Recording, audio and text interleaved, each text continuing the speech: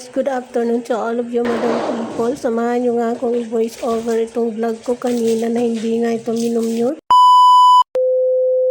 Akala mo, hindi ko na nga talaga ito minute para marinig nyo ba yung pagdilig ko dito. Tapos yung tunog ba ng planggana at tunog ng walis ko dito. Ito na naman tayo mga guys. Voice over today. Sobrang galit ko nga sa kapitbahay. Hindi nga ako nagsasalita halos dito. Basta layo-layo ko pa nga dyan sa inyo mga guys. Kaya yan, ano nga ako dito, kuha ng tubig. May sabon na nga yan yung balde na yan. Urong-urong ko na nga yan, natapong pa nga siya.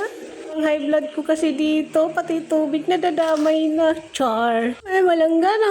Fast forward nga, nandito pa rin nga ako dito. Hindi ko na nga alam kung ano uunahin ko dito mga guys. Habang nagwawalis nga ako dyan ng tubig na may sabon. Lag naman ng laglag itong mga dahon dito. Ayan na nga si kalamon nyo. Nga ako dito mga guys dahil nga high blood nga ako sa kapitbahay namin na walang pakialam. Nga, nagwalis nga sa dyan sa harapan namin. Talagang hindi ko siya pinapansin dyan mga guys, kasi kung papansinin mo kung ano na naman ang sasabihin niya kapag nandiyan sa harapan ng bahay namin, hindi ako lumalabas dahil nabubuisit talaga ako sa pagmumukha niya.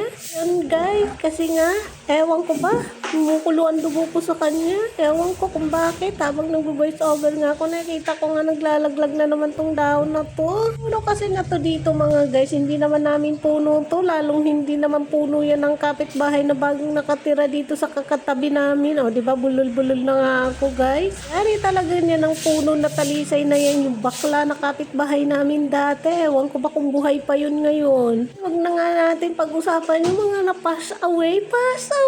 So, anyway, fast forward nga. Ito na nga, kumuha na nga ako ulit ng sabon. Dito sa part na to, dito sumuka si Soto nyo kaninang umaga. Nadilaw. Grabe na to, guys. Haggard nga ako dito. Haggard na nga ako maglinis. Haggard pa ako sa kapitbahay namin. Sabi nga nila, wag mo seryosohin yung galit mo. Baka daw mahisistroke ka. Kaya yan, nung natapos na ako dito. So, talaga ako doon kay Katanden. Naghinga ako doon sa garden namin. Kaya ayun, sabi nga ni Katanden, ako din na high blood din dito. Dahil tinapon niya nga yung mga dahon niya dito kung saan tayo nag-garden. Sabi ko, paggalitan mo nga, nabubuisit na nga rin ako doon. Pala kami ni Katanden nabubuisit sa kapitbahay namin. Grabe na talaga siya guys. Hindi namin maintindihan kung ano pang mayroon siya.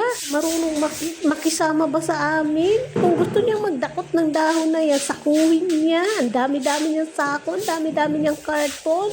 Nga guys, sino ba naman taong hindi magagalit sa pinagagawa niya? Anyway, fast forward, nandito pa rin nga ako. Nagtamang walis-walis pa nga ako dito. Sinasabong ko nga ng gusto yung sinukahan dito ni Soto nyo dahil malansa nga.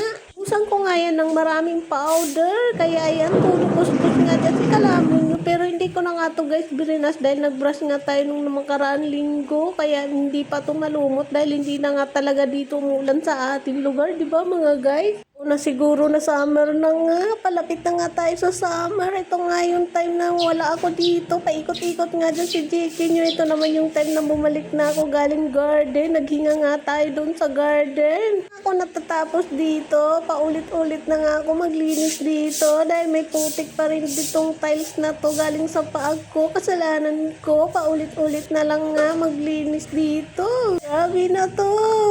God, mga guys. Tapos hindi pa ako matatapos dyan sa ano na yan. Pagdadakot ng mga dahon-dahon. Grabe na siya guys. Ito nga guys, yung patapos na nga ako dito. Kung hindi ka pa nga dyan nakapag-follow sa aming page, kaya naman pakilike and subscribe. Marami pong salamat sa inyong lahat. Lang guys, thank you so much for watching. See you sa next vlog mga kalamon at kapatay gutom. Good afternoon to all of you madam people. Bye!